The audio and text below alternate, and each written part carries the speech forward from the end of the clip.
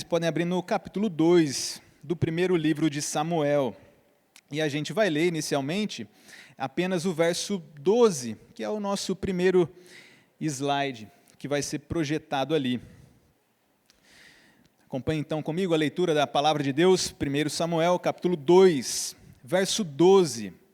Está escrito: Eram, porém, os filhos de Eli, filhos de Belial, e não se importavam com o Senhor. Até aqui a leitura da palavra de Deus, oremos.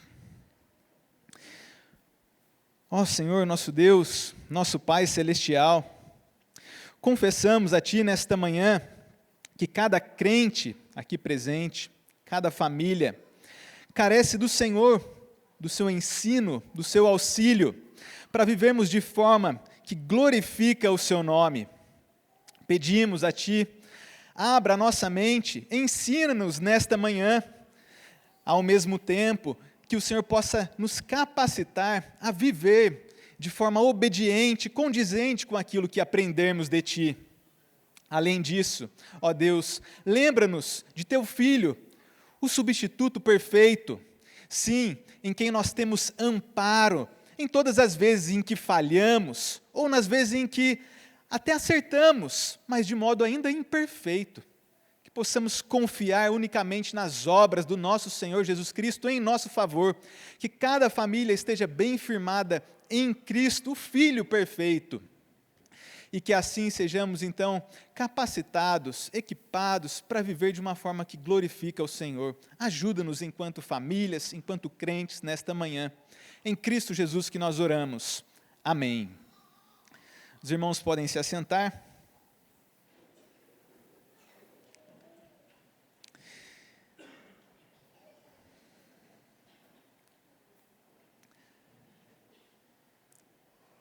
Esse foi então o primeiro versículo aí que nós lemos, verso 12 do capítulo 2 de 1 Samuel.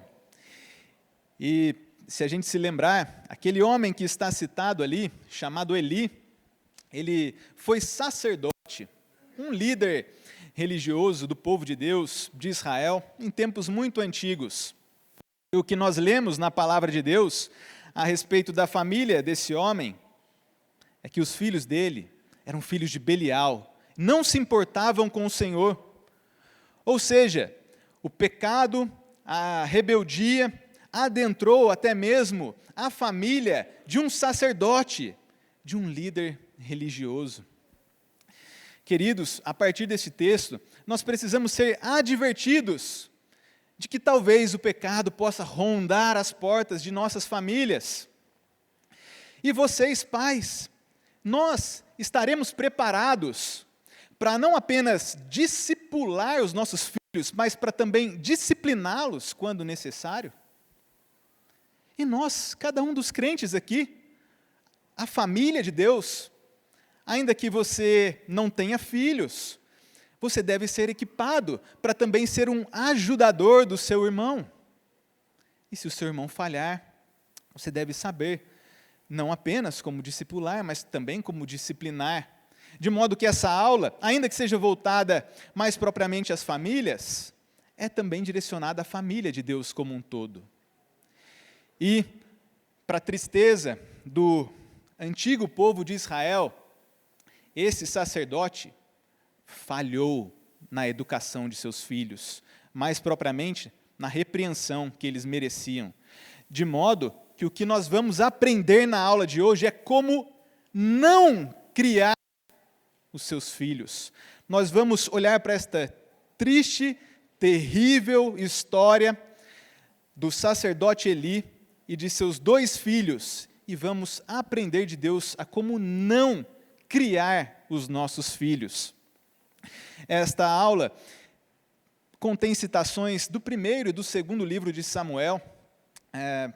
Então, olharemos de uma forma panorâmica em algum momento desta aula a esses 2 livros, mas propriamente nós vamos aqui nos deter aos primeiros capítulos, capítulos 1 e 2. Mas antes de nós chegarmos então nos erros deste sacerdote, nós precisamos lembrar que Deus é quem nos dá filhos. É daqui que vai surgir todo o encorajamento e o temor necessário para não imitarmos o sacerdote Eli na maneira como criamos os nossos filhos. Os nossos filhos são herança de Deus. Veremos isso em primeiro lugar. É Deus quem nos dá filhos. A gente vai comentar aqui sobre a história de Ana, uma mulher que claramente recebeu um filho do Senhor, assim como cada mamãe, e ela ainda de modo mais especial. Em segundo lugar, é o próprio Deus que dá filhos, mas é Ele também quem ensina os pais. Esse texto que nós lemos e os livros de Samuel como um todo, eles são um ensino direcionado a famílias também. Veremos isso. E por fim, Deus que nos dá filhos, que ensina os pais, Ele exige ser o primeiro em importância. E é aí que muitos pais erram, valorizando o filho, a bênção recebida acima do doador, do próprio Deus, honrando mais os filhos que a Deus. O que será que é esse erro, né? A gente vai ver isso, então, neste último ponto. Mas vamos à história inicial, a história de Ana. Aprender nos dá filhos. Você pode abrir aí no primeiro capítulo, e nós vemos nos versos 19 e 20, aquilo que também está projetado ali no slide. A continuidade desses versos 19 e 20 diz assim: Eucana coabitou com Ana, sua mulher, e lembrando-se dela o Senhor, ela concebeu, e passado o devido tempo, teve um filho, a que chamou Samuel, pois dizia: do Senhor o pedi. Essa é, então, a conhecida história de Ana, uma mulher que derramava lágrimas em oração, em uma angústia confiante, porque ela era estéril e aguardava de Deus receber um filho. Para piorar toda a questão, o marido de Ana tinha uma segunda mulher, e essa mulher secundária tinha filhos, e ela irritava Ana, justamente pelo fato de o Senhor Deus a ter deixado estéril. É isso que consta aqui no primeiro capítulo de Samuel. Esta mulher, então, Ana, sofria angústia por aguardar de Deus um filho, sofria com as irritações deste casamento complicado, de um homem com duas mulheres, um casamento polígamo, sofria. Nós vemos, por exemplo, o versículo 10 do capítulo 1, que diz: levantou-se Ana e com amargura de alma orou ao Senhor e chorou abundantemente. Esta era a condição daquela mulher, amargura de alma, uma serva aflita de coração, como ela mesma descreve aqui. Por exemplo, no verso 16, ela diz os motivos pelos quais ela se demorava a orar. E é pelo excesso da minha ansiedade e da minha aflição é que tenho falado até agora. É o que Ana diz. Uma mulher, então, que aguardava de Deus um filho que ela recebeu, Samuel, a quem nós lemos. E ela, ainda enquanto aguardava, consciente de que somente Deus poderia dar a ela um filho, que ela tanto aguardava, ela fez um voto. Ela disse, orando ao Senhor o darei por todos os dias da sua vida, e sobre a sua cabeça não passará navalha. O verso 11, capítulo 1. Se ela recebesse de Deus um filho varão, um menino, ela prometeu então devolver esse filho a Deus, com a consciência de que é Deus quem dá filhos. Talvez você tenha se esquecido disso. Talvez seu primeiro bebezinho não tenha sido nem mesmo planejado. Você, mulher, descobriu que estava grávida, você, marido, ficou surpreso com a notícia e não se lembraram que é Deus quem dá filhos. Na história triste e angustiosa dessa mulher, fica-nos evidente que é de Deus que recebemos filhos, a herança do Senhor. esse voto, então, da consciente mulher ali que receberia de Deus um filho, sendo da vontade dele, era um voto muito parecido com do nazireu Sansão. É o fato de não cortar os cabelos ali do seu futuro filho, à semelhança de Sansão.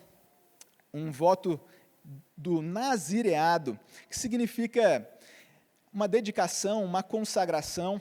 Ela prometeu devolver o filho ao Senhor, literalmente, deixar o menino, após o nascimento, na casa de Deus, servindo a Deus.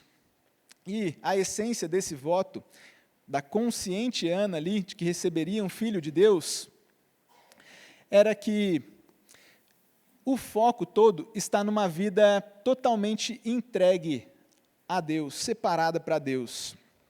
Ela, em reconhecimento da graça que poderia ser recebida, decide então consagrar o menino a Deus. E, como nós já lemos aqui no versículo de abertura deste primeiro ponto, foi da vontade de Deus que o menino nascesse, menino que foi chamado Samuel. Depois de estar intimamente junto com o seu marido, Ana finalmente então engravida e depois dá à luz ao menino a quem chamou Samuel. E Ana leva esse menino, conforme prometido, depois de amamentá-lo, cuidar dele ali nessa primeira fase da infância, ela leva o menino, conforme prometido, à casa de Deus.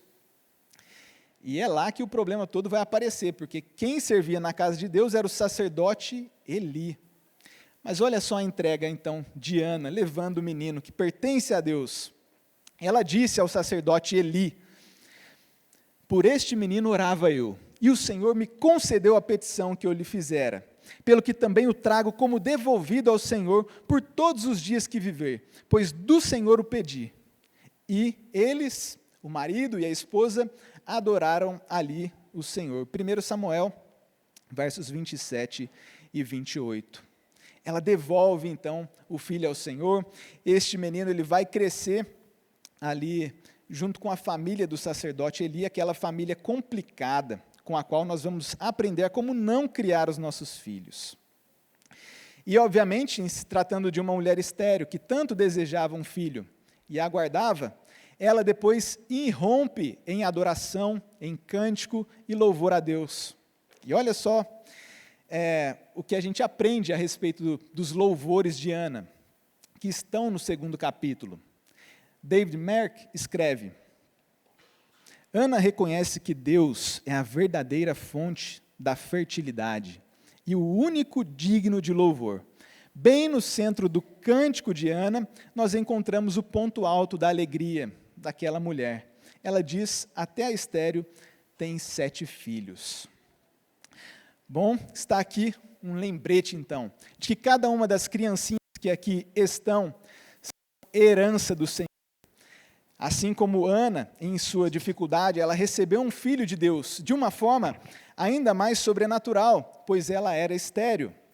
Mas cada mamãe aqui certamente recebeu cada criancinha do próprio Deus. E a gente precisa lembrar disso. Fazemos bem em lembrar que todo filho vem como fruto da graça e da bênção do Senhor. Em dias como o nosso, em que ter filhos é considerado por alguns como uma condenação, o Cântico de Ana nos lembra que filhos são a maior herança que temos, um legado eterno concedido por Deus. Isso vai ser especialmente útil quando olharmos para os nossos filhos que necessitam de discipulado, mas também de disciplina. Os filhos são herança do Senhor. Bom, então, conforme comentamos, o pequeno Samuel ele foi para esse novo ambiente, lá na casa do sacerdote Eli, e ele ficou servindo ao Senhor naquele tabernáculo. Isso é o que nos conta o capítulo 2, verso 11. Daqui nós também podemos aprender algo, porque a mamãe Ana cuidou do bebezinho Samuel em seus primeiros dias de vida. É nos dito aqui nas Escrituras que ela cuidou dele e o amamentou. Só depois, então, depois de um tempo, é que ela levou o menino lá para esse novo ambiente? Um ambiente conturbado, porque os filhos de Eli eram filhos de Belial e não se importavam com o Senhor. Mas olha só, a partir da história de Samuel, do nascimento dele e dos primeiros contatos que ele teve com a sua mamãe, é interessante que nós aprendemos que é possível aproveitar os primeiros anos de vida dos filhos de tal forma que estes mostrem convicção e coragem, mesmo em face de grande oposição. Moisés é um exemplo disso. Foi criado por sua mãe, porém, na casa de Faraó. José, que foi vendido pelos seus irmãos e que foi para o Egito, um ambiente igualmente complicado, são exemplos, então, de jovens convictos e piedosos, do que nós podemos entender que é fruto da graça de Deus por meio dos pais educando os filhos. E ainda com o pequeno Samuel nesse novo ambiente, nós aprendemos que os pais que levam a sério a educação espiritual dos seus filhos podem ganhar muito da batalha se começarem cedo na vida. Isso porque Samuel, depois de crescido, embora ele tenha falhado também, ele não agiu como aqueles irmãos de criação. Ele não agiu como os filhos rebeldes do sacerdote Eli.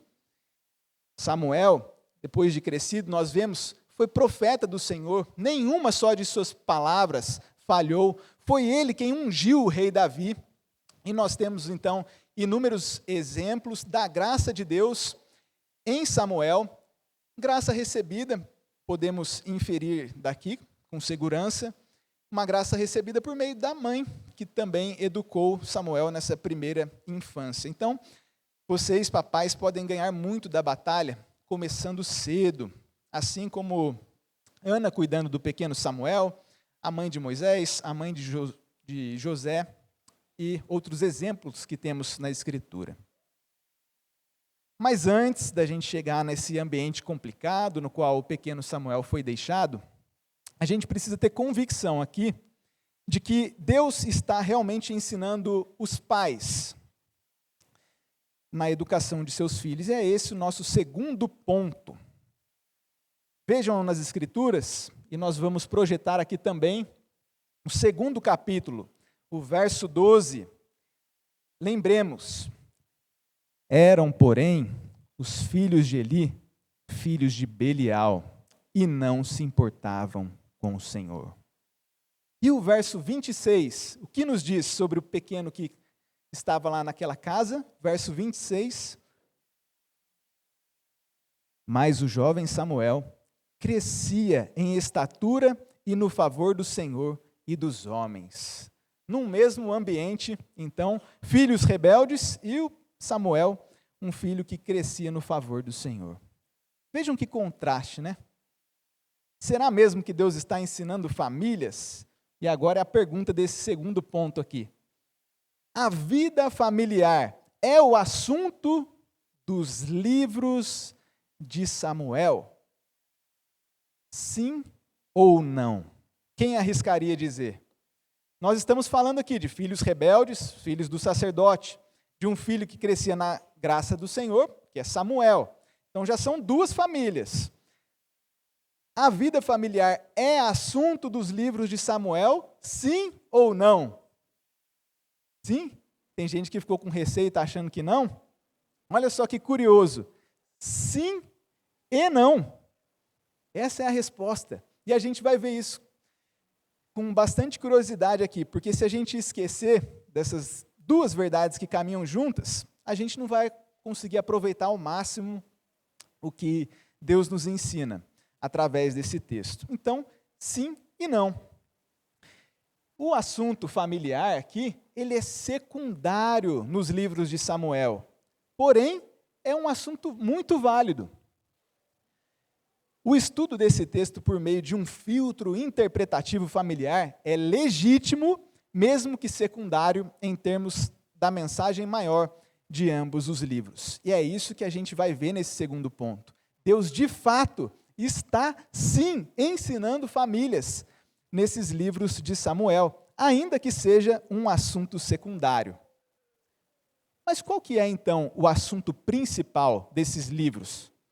para que é que Deus ordenou que esse livro fosse escrito, constasse em sua Bíblia e que estivéssemos lendo hoje? Qual é o assunto principal?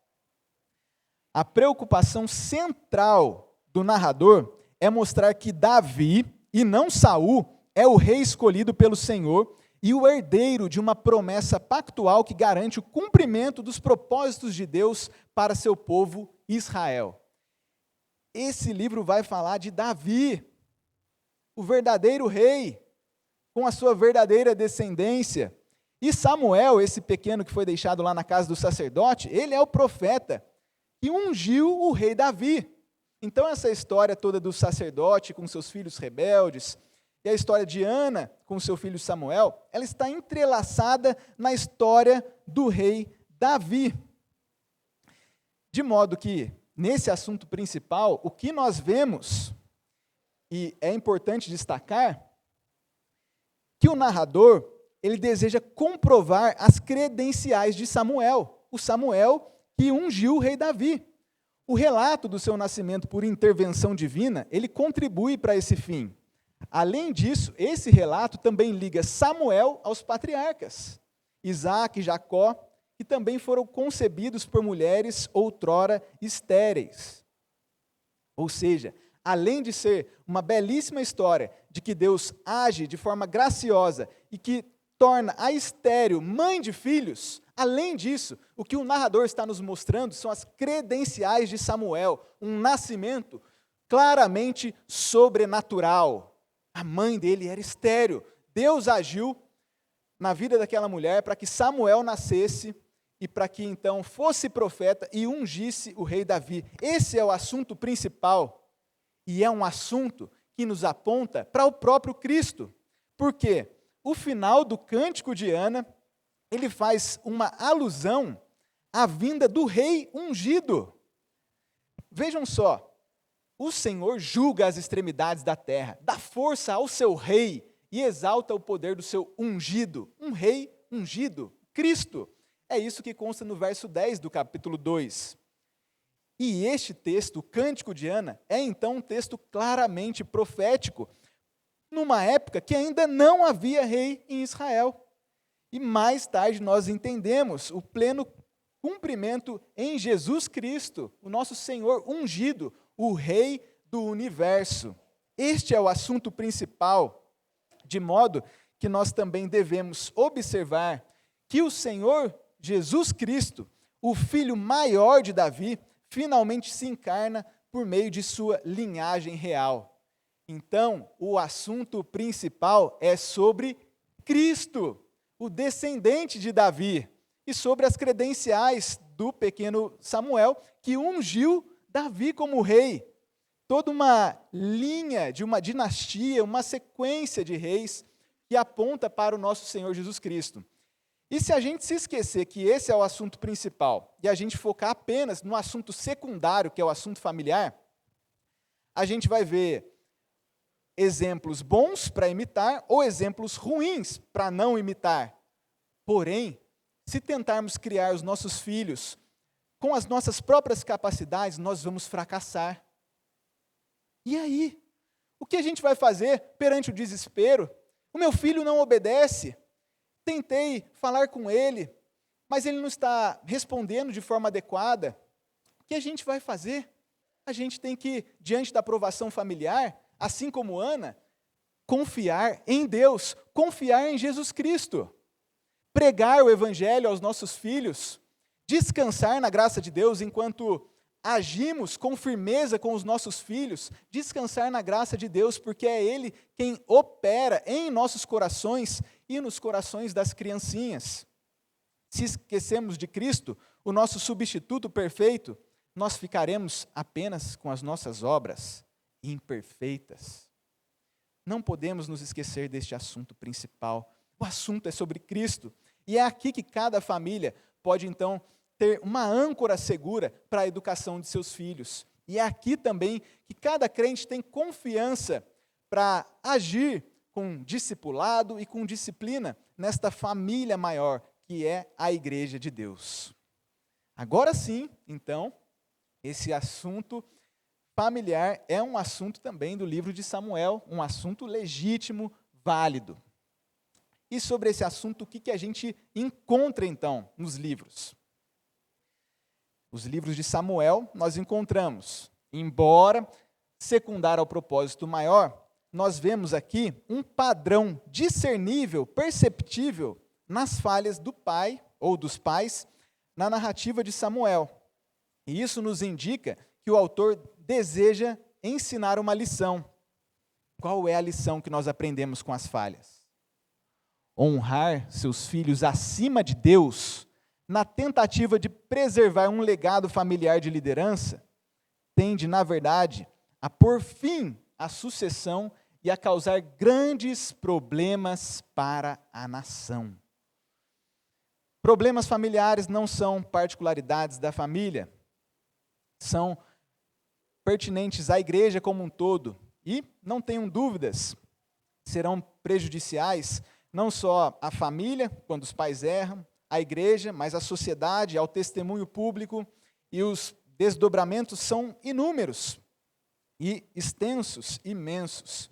Então, o que nós aprendemos aqui é que honrar seus filhos acima de Deus vai causar grandes problemas. Nós vamos aprender com o erro desse sacerdote Eli. Então, há um padrão discernível, e nós vemos que uma das mais notáveis técnicas literárias, a forma que o autor escreve em 1 Samuel, é o uso de contrastes para tornar óbvia a sua mensagem. E alguns desses contrastes têm a família como eixo central. O autor fez questão de falar sobre os filhos rebeldes de Eli, e dentro de uma mesma casa, Samuel que crescia no favor do Senhor. Contraste, outro contraste. Ana, angustiada, orando ao Senhor.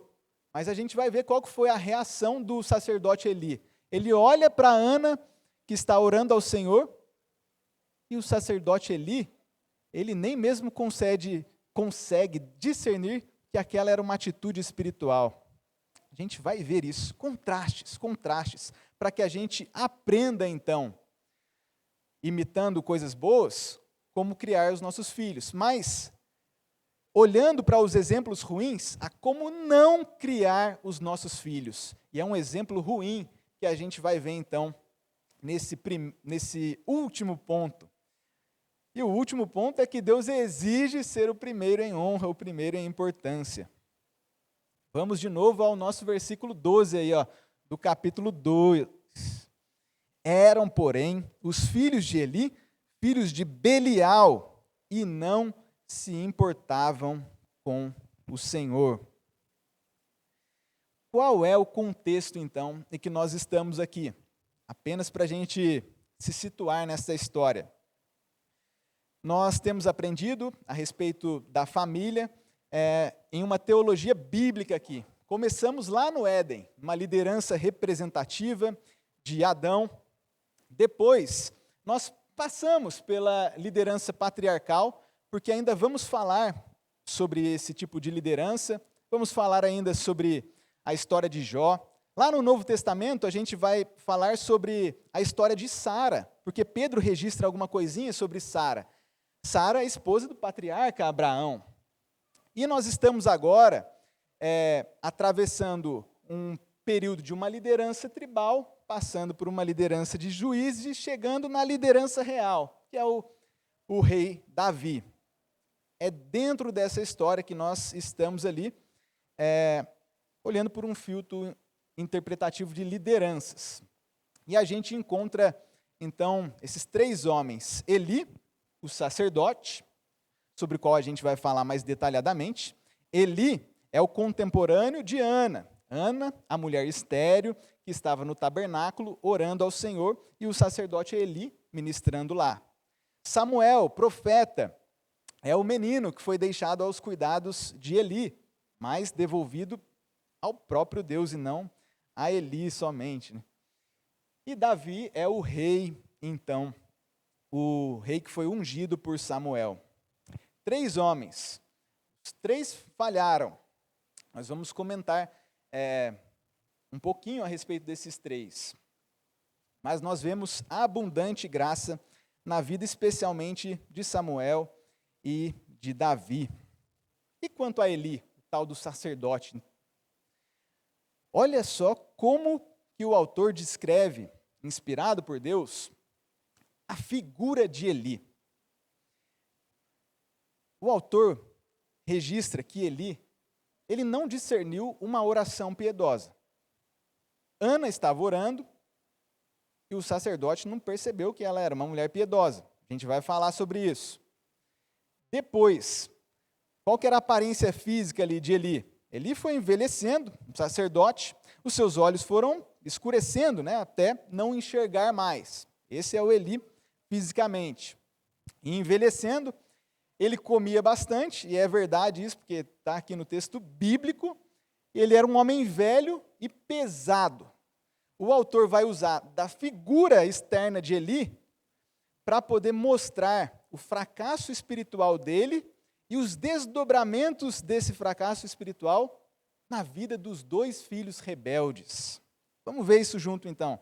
Esses 3 pontos aí. Primeiro, Eli não discerniu uma oração piedosa.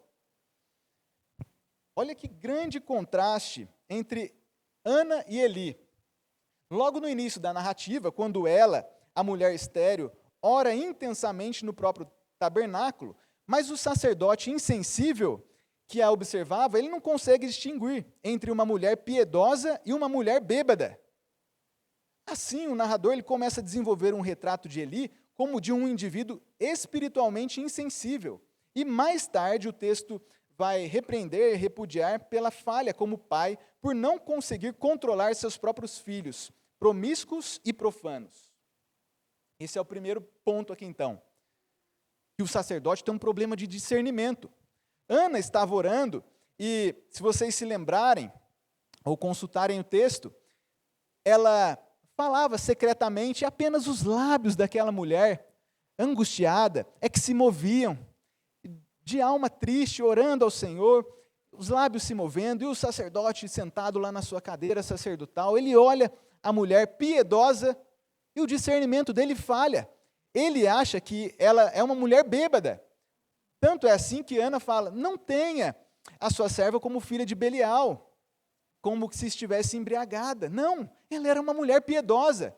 Mas o contraste é que o sacerdote tem um problema de discernimento. E esse problema, ele espiritualmente insensível, ele depois vai falhar como pai.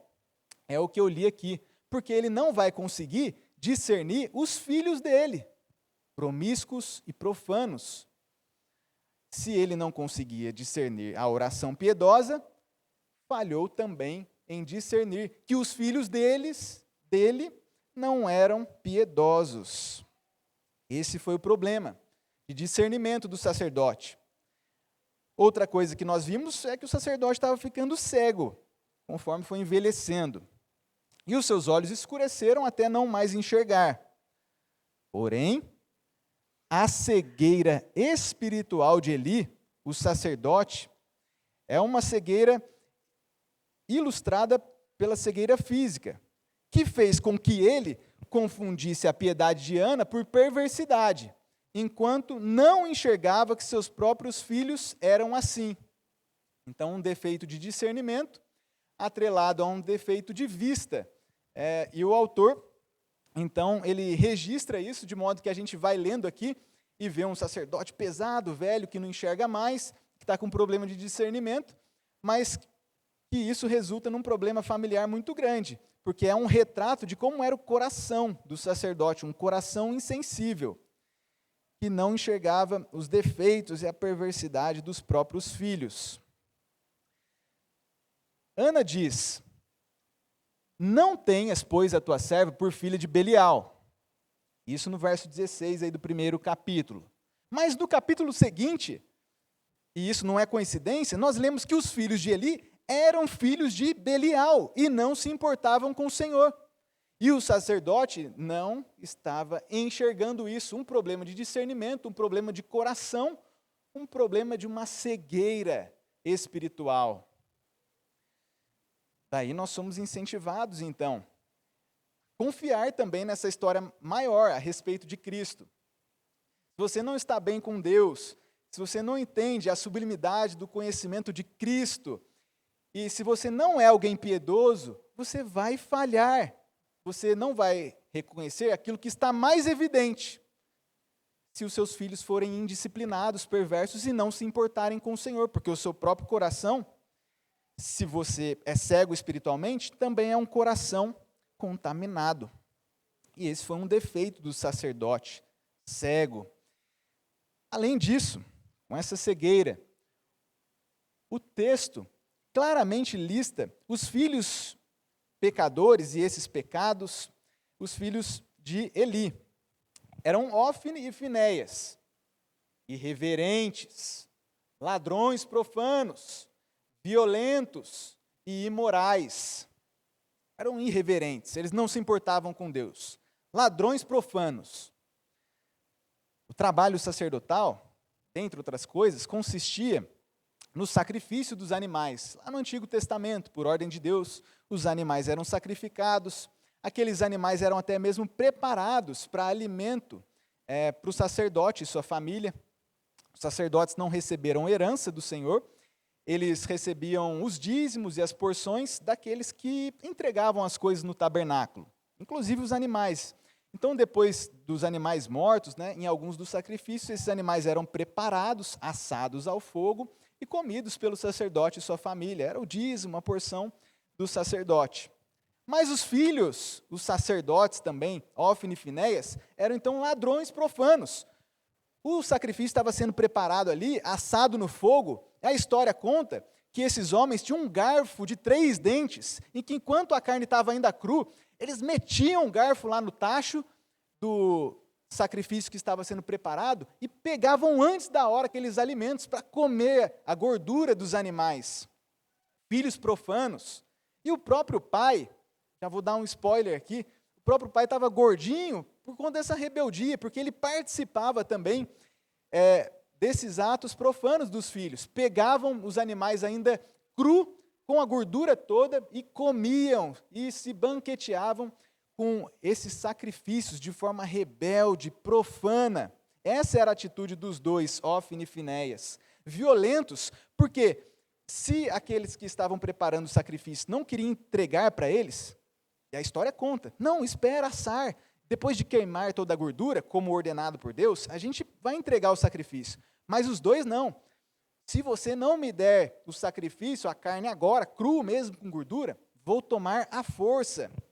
Você pode conferir lá em 2,16. Violentos e imorais. Esses dois homens, eles até se deitavam com as mulheres que serviam à porta da tenda da congregação. E as referências estão ali. Imorais, uma rebeldia sem fim. E o sacerdote não era eficaz em disciplinar os seus filhos rebeldes. A terceira figura, então, finalmente a respeito de Eli, é que ele era um homem velho e pesado. Que curioso que isto significa. O autor usa, então, de uns recursos literários, Ele pega a figura externa de Eli e ele vai descrevendo o problema do coração de Eli e dos filhos. Olha o problema externo aí, curioso. No verso 29, na continuidade do verso, nós lemos assim. É Deus falando por meio de um profeta, falando a Eli. E tu, por que honras a teus filhos mais do que a mim, para tu e eles vos engordardes das melhores de todas as ofertas do meu povo de Israel? Honra. Deus exige ser o primeiro, mas o sacerdote estava honrando mais os filhos e participando, engordando, ficando pesado com esse ato rebelde de pegar as carnes ainda cru e com gordura, a do sacrifício. Honrar e engordar. As palavras honrar e engordar são formas da mesma palavra hebraica para peso, esse homem velho e pesado, porque é descrito assim. Então, honrar e engordar, formas da mesma palavra hebraica para peso, que é também traduzido por glória. Honrar, glorificar a Deus, significa reconhecer que Ele é a pessoa mais pesada do universo, a pessoa mais importante. Honrar, engordar, peso, glória. Palavras, então, de uma mesma forma hebraica ali. E, usando essas palavras todas, o autor, inspirado por Deus, põe em evidência o problema do sacerdote, que era honrar mais os filhos. E enquanto ele honrava, atribuía peso aos filhos, e engordava e ficava mais pesado com essa rebeldia toda, a glória e o peso de Deus eram diminuídos. Esse jogo de palavras, ele continua em todo o texto. E como resultado de todo esse processo de honra inapropriada, foi-se a glória de Israel. A história trágica termina lá com um netinho nascendo às pressas, e o nome do netinho lá foi Icabô. Foi-se a glória, foi-se o peso de Israel. A glória de Deus foi manchada, a nação como um todo, prejudicada por conta da rebeldia dos filhos de Eli e por falta de disciplina por parte do pai. Ou seja, nós aprendemos que os pais que deixam de corrigir seus filhos revelam um coração que honra os filhos mais que a Deus. E aqui, como não criar seus filhos? Não imite o sacerdote Eli. Não honre os seus filhos mais que a Deus. Por mais que isso possa parecer vergonha num momento, tenho que disciplinar o meu filho em público, porque ele errou em público no supermercado, errou em público na loja, ou meu filho já está crescido e ele está errando em público e a vizinhança toda está falando dele. Mas eu não vou disciplinar, porque vai manchar a honra do meu filho. E isso é honrar mais o filho do que a Deus. É um dos exemplos. Nós temos que honrar mais a Deus, e se Deus diz que os nossos filhos devem ser disciplinados em público, quando for da maneira necessária, devemos honrar a Deus e disciplinar os nossos filhos. Não imitem o sacerdote Eli. Ele é um exemplo de como não criar os nossos filhos. Vejam que o texto bíblico diz como resultado que aconteceu a esse sacerdote e a descendência dele. O homem, porém, da tua linhagem, a quem eu não afastar do meu altar, será para te consumir os olhos, para te entristecer a alma, e todos os descendentes da tua casa morrerão na flor da idade. Ser-te-á por sinal que sobrevirá a teus 2 filhos, a Ófine e Finéias, ambos morrerão no mesmo dia. 1 Samuel 2, 33 e 34. E a história é trágica. Morre mesmo. Os 2 filhos, por castigo de Deus, conforme dito aqui, os 2 filhos rebeldes morrem. No mesmo dia, o pai, velho, pesado, cai da cadeira que quebra e ele morre ali. A nora, que estava grávida, aquele homem seria avô então, a nora grávida ali, próxima de dar à luz, o filhinho nela nasce, coloca o nome dele de Icabô, porque foi-se a glória de Israel. Um retrato terrível, que mostra o coração do pai que honrou mais os filhos que a Deus. E o perigo disso, nós devemos aprender, é que os pais que deixam de corrigir seus filhos podem condená-los a uma morte prematura. Serem cúmplices em sua morte. Queridos, disciplinar os filhos é coisa séria. Seja porque o filho pegou uma bala indevidamente no mercado, escondeu no bolso, o que pode parecer inicialmente uma brincadeira infantil. Não, isso é roubo. E mais tarde o coração do seu filho, se não for disciplinado, vai vir à tona. E ele vai passar vergonha, e você vai passar vergonha, o nome de Deus vai ser manchado, e o prejuízo pode ser tão grande para o seu filho, você pode ser cúmplice da morte dele, um rebelde, descontrolado, aproveite a primeira infância para discipular. Aproveite a primeira infância para disciplinar. E ainda hoje, se os seus filhos ou famílias que vocês conhecem que precisam de ajudas em relação à disciplina, ainda hoje, hajam. Disciplinem, discipulem, não imitem o sacerdote Eli. Nós vemos aqui que a responsabilidade dos pais na educação dos filhos é dupla: discipular, colocá-los no caminho do Senhor, e disciplinar, fazê-los retornar ao caminho quando se desviam dele. É isso que os filhos de Eli precisavam, de disciplina. Por mais que estivessem ali visualizando todo aquele sistema sacrificial e fosse já uma espécie de discipulado para eles, eles necessitavam de disciplina, pois estavam corrompendo todo o sistema sacrificial, pegando as ofertas antes da hora, se deitando com as mulheres que serviam à porta da tenda, eram irreverentes, como nós já vimos, ladrões profanos. Aqui nós temos um exemplo de como não criar os nossos filhos. E pasmem, nós falamos aqui sobre Eli, sacerdote, sobre Samuel, profeta, e sobre Davi, rei. Os três erraram em educar seus filhos. Claro, o sacerdote Eli, nós poderíamos notar que ele percebeu quando Deus estava falando com Samuel. Samuel, o sacerdote foi lá, responda, é o Senhor que está falando com você. Então ele percebeu isso. Eli era um sacerdote legítimo, ele era da linhagem mesmo sacerdotal. Percebemos esses aspectos também a respeito de Eli. Percebemos ainda que ele desejou que Deus abençoasse Ana com filhos. São aspectos, mas ele errou gravemente. Sobre Samuel, o profeta, e sobre Davi, nós temos inúmeras coisas boas para falar a respeito desses homens.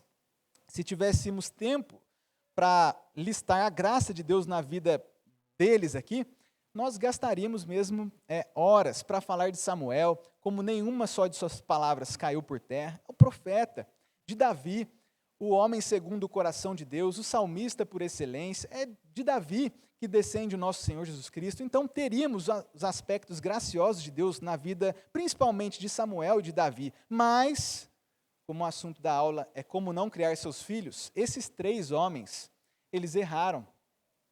E a gente hoje teve por objetivo da aula olhar apenas a história de Eli, o sacerdote. Mas se a gente olhasse lá para a história de Samuel, depois de crescido, e para a história de Davi, a gente veria esses aspectos que comentamos, da graça de Deus, mas veríamos que eles erraram. Então, são padrões com os quais nós não podemos imitar. Padrões: Eli, Samuel e Davi. Os filhos de Eli, os que nós comentamos, Ofni e Finéias, os sacerdotes profanos. De Samuel, se a gente fosse falar aqui, teríamos esses juízes corruptos. Depois vocês podem se dedicar a olhar lá o capítulo 8 e ver que Samuel falhou na disciplina dos seus filhos, embora fosse um homem que recebeu muita graça de Deus. E Davi, então, o homem segundo o coração de Deus, ele falhou também, irmãos, com Amnon e com Absalão. Vocês podem conferir isso no segundo livro, no capítulo 13. Dois príncipes falharam terrivelmente, uma história sangrenta de morte na família, de incesto. Até Davi falhou. O pecado adentrou as portas da casa dessas lideranças, sacerdote, profeta e rei. Este é um assunto sério. Cada cristão deve olhar com seriedade para a necessidade de discipular e disciplinar os seus filhos. Homens de Deus aqui como Samuel, Davi, falharam nisso. Olha o pecado. O pecado dos três falha na disciplina. Não corrigiram os filhos. E a consequência? Os pecados têm consequência. Consequência familiar. Perda do sacerdócio para a descendência de Eli. O fim da função de juiz, porque passaram a pedir um rei depois dos juízes corruptos, filhos de Samuel. E no caso de Davi, foi transferido então o reinado de Davi para o seu filho Salomão. Consequência nacional também. a tropa israelita foi derrotada, a arca de Deus foi perdida, se tratando do sacerdote. Nos erros de Samuel, houve um conflito, então, entre Saul e Davi, em consequência desses erros de Samuel, que não corrigiu os juízes, né? Então, veio um reinado após isso, e uma guerra civil, no caso de Davi. E a consequência espiritual foi a mesma, nos 3 casos. Foi-se a glória de Deus. Pessoas foram mais honradas do que a Deus, não foram disciplinadas. E por isso, o peso de Deus, a glória de Deus, foi diminuída à vista da congregação de Israel e à vista dos de fora. Um testemunho público, né, por assim dizer. Porque foi vergonha não só para a nação, mas também para outras nações. O nome de Deus foi blasfemado. Essa é a situação e a urgência da necessidade de disciplinar paralelamente ao discipulado dos filhos. Mas não se esqueçam da história maior. Por fim, o que nós temos aqui, depois de aprender a como não criar os nossos filhos, é um breve lembrete. Um lembrete do filho perfeito, sacerdote, profeta e rei. Quando tiver de disciplinar seus filhos, ajam mesmo, ajam, e estejam ancorados em Cristo, o assunto maior desses livros, porque Cristo é o verdadeiro sacerdote, que oferece o sacrifício perfeito. Muito diferente de Eli. Ele é o profeta que fala com fidelidade absoluta, e ele é o rei que governa com justiça eterna. Onde Eli, Samuel e Davi, por mais piedosos que fossem, fracassaram por causa do pecado, Jesus triunfa como Filho perfeito, fiel em todas as coisas. Oremos. Senhor Deus, este assunto de família é da maior seriedade. Não é apenas sobre o nosso lar, a nossa pequena casa e o nosso pequeno convívio ali. Tem tudo a ver com a igreja do Senhor, a forma como educamos ou não os nossos filhos. Tem tudo a ver com os nossos vizinhos e o quanto eles olham para nós como crentes, como aqueles que congregam na sua igreja. Ou seja, educação de filhos tem tudo a ver com a glória do seu nome. Oh, meu Deus, tenha misericórdia de nós quando erramos, quando fracassamos com os nossos filhos. Ajuda-nos, ó Deus, a aprender de Ti, que essas palavras sejam guardadas em nossos corações e que o Senhor nos capacite, Deus, a obedecer. Que não sigamos o exemplo deste homem Eli ou de outros que fracassaram em criar seus filhos. Que o Senhor nos ajude a educá-los, ó Deus, visando a glória do Seu nome, o bem do Evangelho. Que o nome de Cristo possa ser divulgado, proclamado, ó Deus, e que nossa família, mesmo diante dos possíveis erros, possa estar totalmente consolidada em Cristo, o Filho perfeito, que obedeceu em nosso lugar e que enviou o Espírito para nos capacitar à obediência. Te damos graças em Cristo Jesus. Amém.